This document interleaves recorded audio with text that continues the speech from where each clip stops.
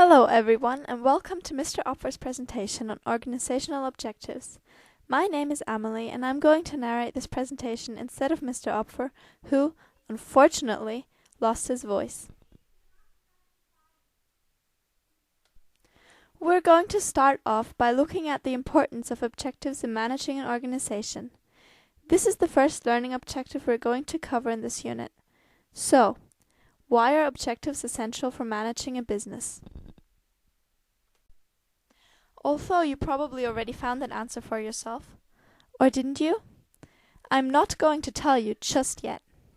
Before moving on, we're going to have a glance at the difference between aims and objectives. Listen carefully. This is important if you want to understand anything about organizational objectives. Aims are long-term intentions. They are the starting point for setting objectives, and usually qualitative. Objectives, on the other hand, are, of course, based on the aims. They're more specific. For example, they include a time frame. Objectives are measurable, as they usually have a quantitative element. Also, they form the basis of an action or strategy. Now, let me give you an example. Let's say my aim was to put a flag on the top of Mount Everest. Then my objectives could be to set up the base camp on the 15th of November, the second camp on the 30th of November, and to reach the summit before the end of February. Of course, if something goes wrong on the way, I could change my objectives. But this might have an impact on the motivation of my colleagues and me, and also on our performance. But let's have a look for examples of organizational objectives in business. Can anyone give me an example of the private sector? No? Come on. And of the public sector? Not of the public sector either? Okay, I guess I'll have to tell you. Here are some examples of objectives in the private sector. However, the first objective of any firm is survival. Only when the survival is secured, there can be other objectives, such as profit, global power, long-term survival, and many, many, many more. In the public sector, there are significantly fewer objectives, as firms in the public sector are, of course, not as individual. The objectives in the public sector are to provide access to vital products to every member of a society, and to therefore make these products affordable to everyone, but at the same time maintain a certain quality. The public sector also wants to achieve equity in the society.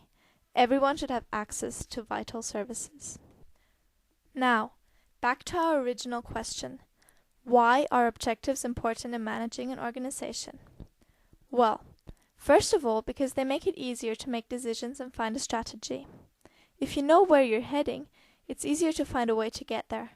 Second of all, objectives unify and motivate employees, as everyone knows what the objective is and everyone is working towards the same goal. Objectives give employees something they can achieve and give a whole firm one direction to work in together. Management by objectives is a term that refers to the process of management and employees agreeing on objectives together.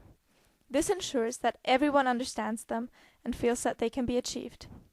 It is important that the objectives are expressed in the right language, so they have the power to motivate. Objectives are very important, because without them, firms couldn't measure and control their performance. If you don't know where you're heading, how are you supposed to know whether you reached your goals? Also, objectives are an important way to communicate with shareholders. They show where the business is heading in the next few years. Objectives are expressed in two statements that are suitable for all stakeholders of a firm. The mission and the vision statement. These statements are essential to any business, as they are the philosophy of a firm.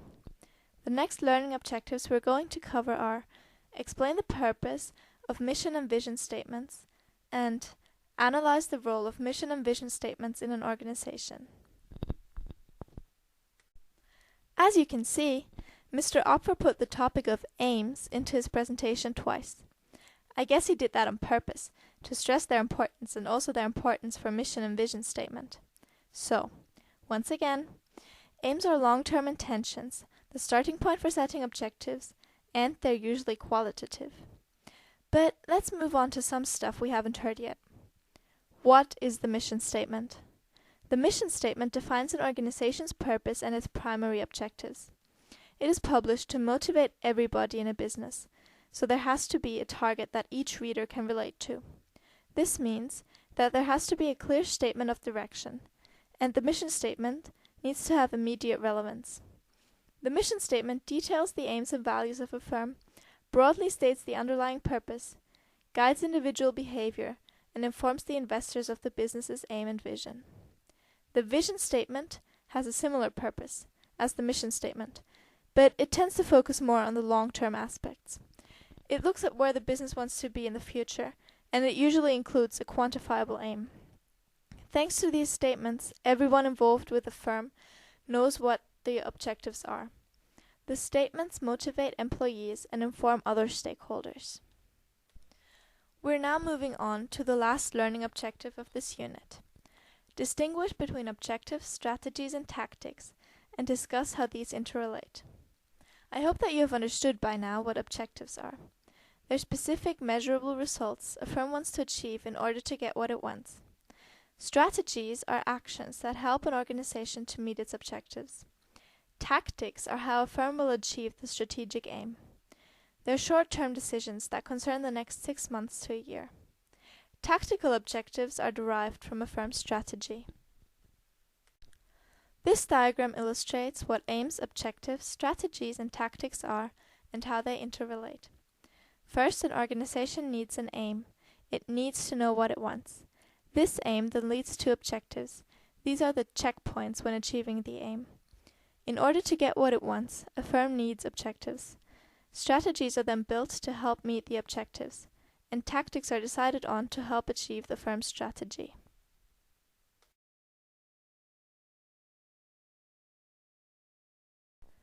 I hope this presentation helped your understanding of organizational objectives, even though I'm not Mr. Opfer. Thank you for listening.